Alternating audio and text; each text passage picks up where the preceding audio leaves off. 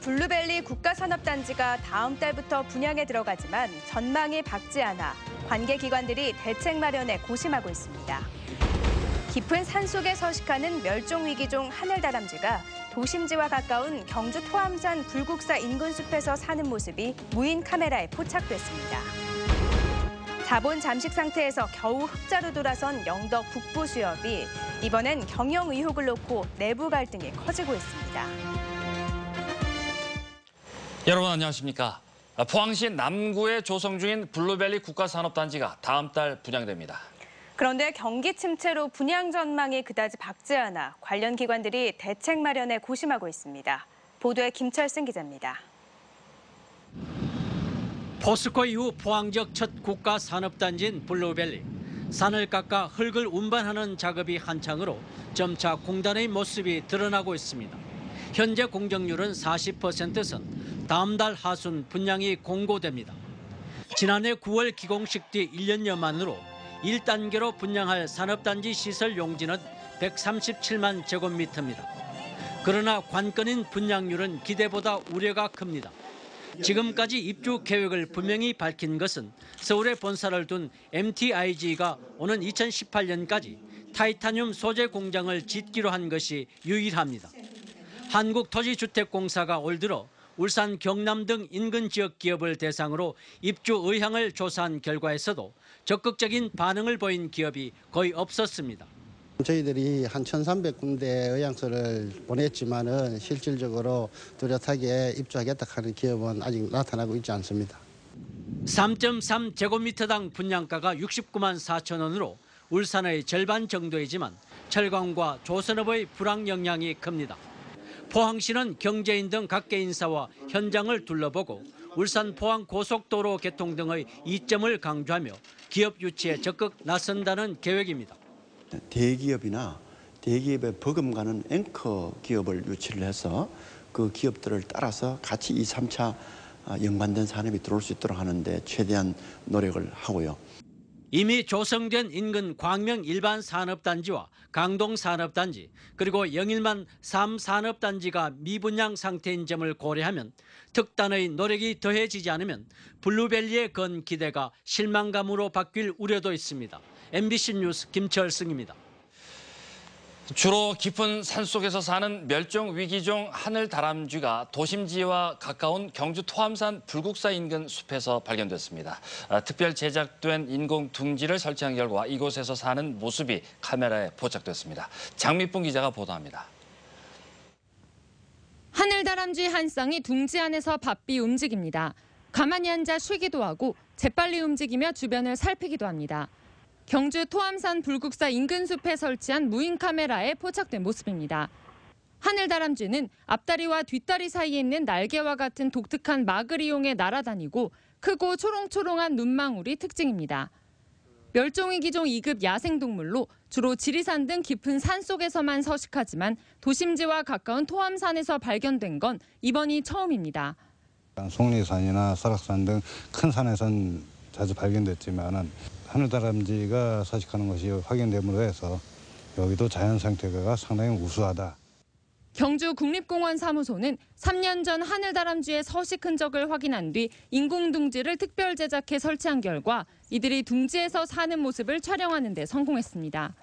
입구 크기가 넓어서 맹금류나 일반 조류들의 영향을 받기가 쉬웠는데 지금은 저희가 자체 제작한 둥지는 그 입구를 작게 만들어놔서 하늘다람쥐가 안전하게 살 수 있도록. 국립공원관리소는 하늘다람쥐 보호를 위해 이 일대를 특별보호구역으로 지정하는 방안도 검토하기로 했습니다. MBC 뉴스 장미쁨입니다. 경상북도가 신경주 역세권 지역개발사업 구역 및 실시 계획을 최종 승인함에 따라 개발에 탄력을 받게 됐습니다. 이 사업은 사실상 태영건설 건소시엄이 2,200여 원을 들여 경주시 건천읍 화천 일대 53만여 제곱미터의 아파트와 공원을 개발하는 사업으로 다음 달 공사에 들어가 오는 2020년 완료하게 됩니다. 신경주 역세권 지역개발사업은 지난 2011년 9월 국토교통부로부터 지역종합개발지구로 지정받았으나 사업성 검토에 따른 개발 규모 축소 등으로 사업 승인에 5년간의 시간이 걸렸습니다. 한때 자본 잠식 상태였던 영덕 북부 수협이 겨우 흑자를 내더니 최근 들어 내부 갈등이 커지고 있습니다. 일부 조합원들이 수협 경영에 비리가 많다고 폭로전에 나섰고 경영진은 허위라고 맞서고 있습니다. 김기영 기자가 보도합니다. 영덕 축산항 곳곳에 수협을 질타하는 현수막이 걸렸습니다. 자망협회 어민들을 중심으로 한 조합원들은 김성용 현 조합장이 3억여 원의 개인 채무를 감면받았다고 주장하며 의혹의 포문을 열었습니다. 이 부분을 이사들만이 하는 거 아니고 줄을 가진 우리 조합원들한테도 알려줄 의무가 있는 거 아닙니까?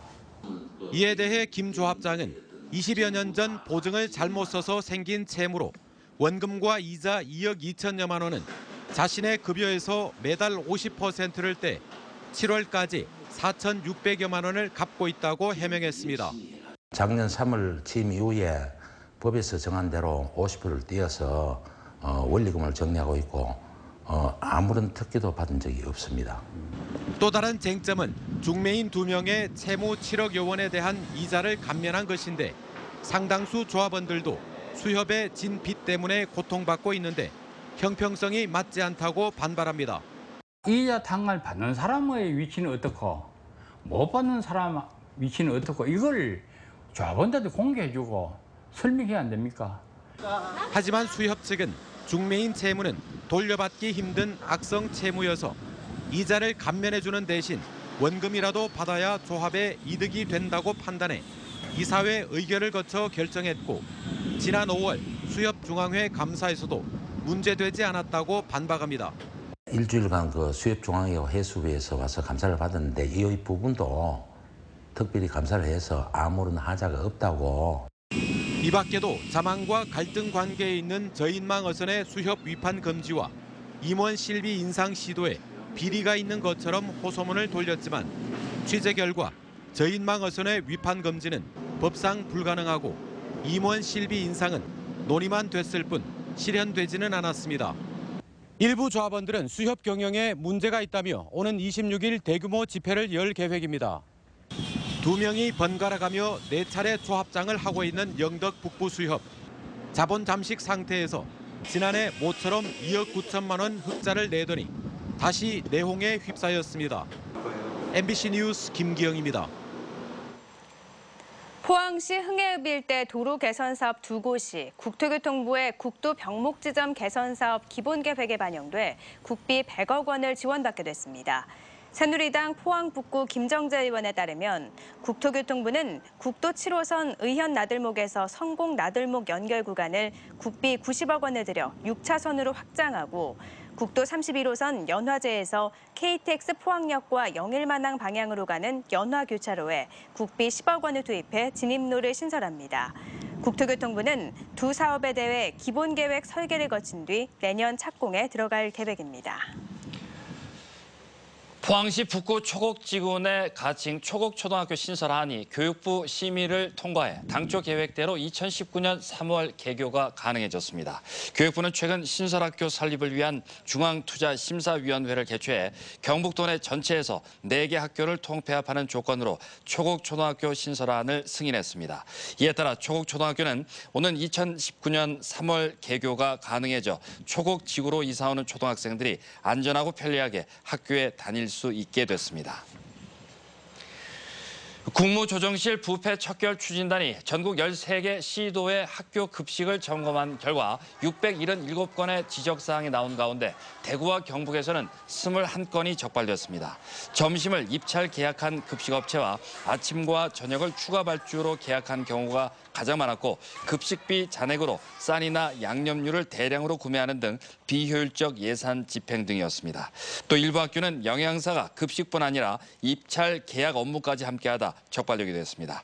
대구와 경북교육청은 사안에 따라 행정 처분을 하거나 각 학교에 개선 명령을 하기로 했습니다.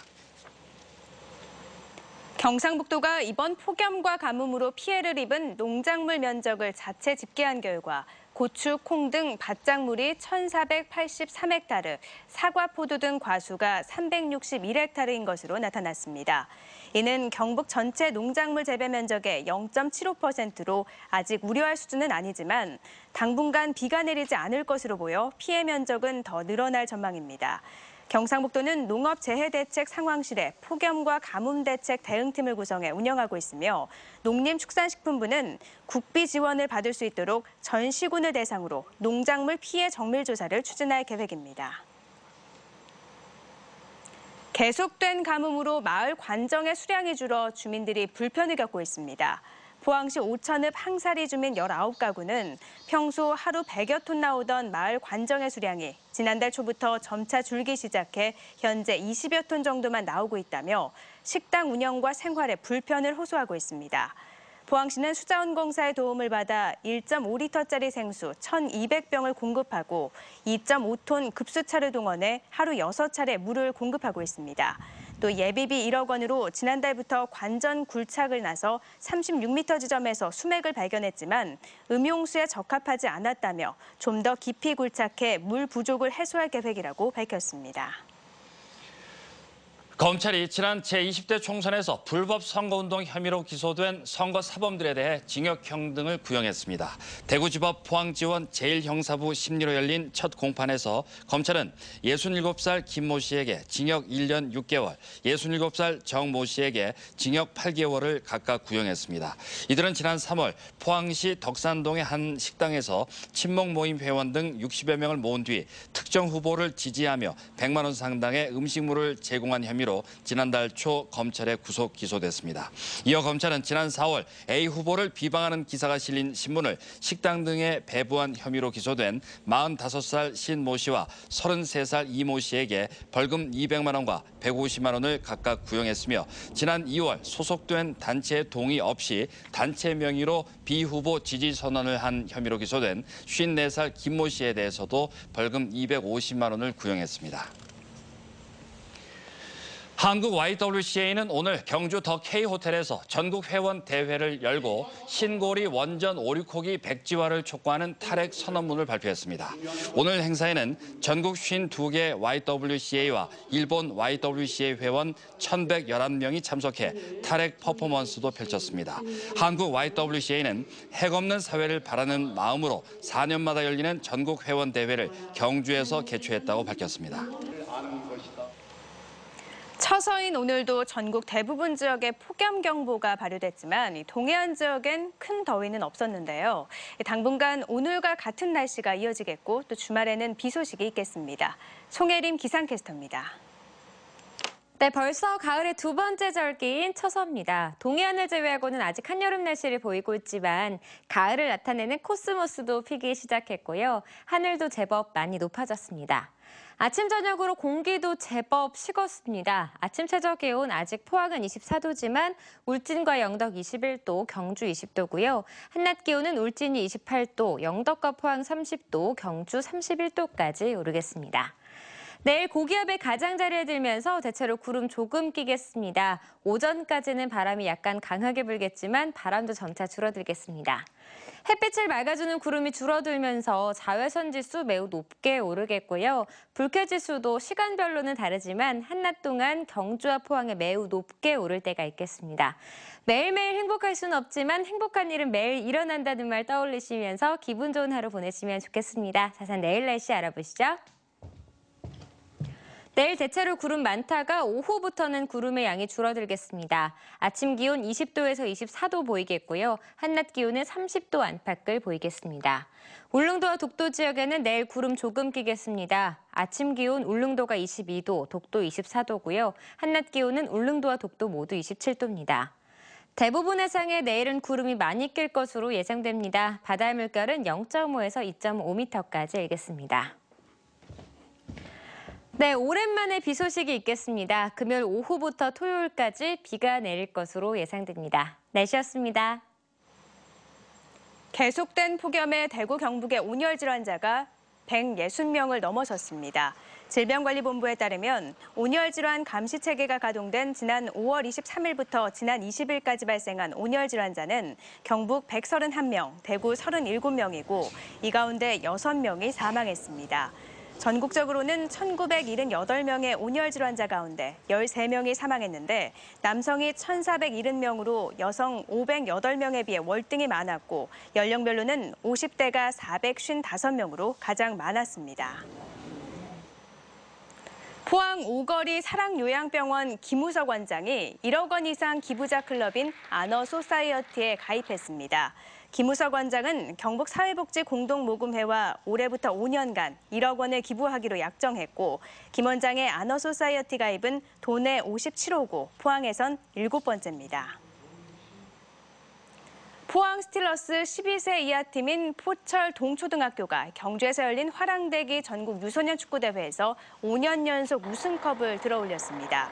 포철 동초는 어제 저녁 경주 시민운동장에서 펼쳐진 결승전에서 순천중앙초를 만나 승부차기 끝에 우승했습니다. 스틸러스 유소년 팀은 이번 대회에서 8경기에서 22골을 넣는 동안 단 한 골만 내줘 전국 최강의 실력을 입증했습니다. 포항 남부경찰서는 불법 사행성 게임장을 운영한 혐의로 업주 46살 이모 씨 등 2명을 검거하고 게임기 7대를 압수했습니다.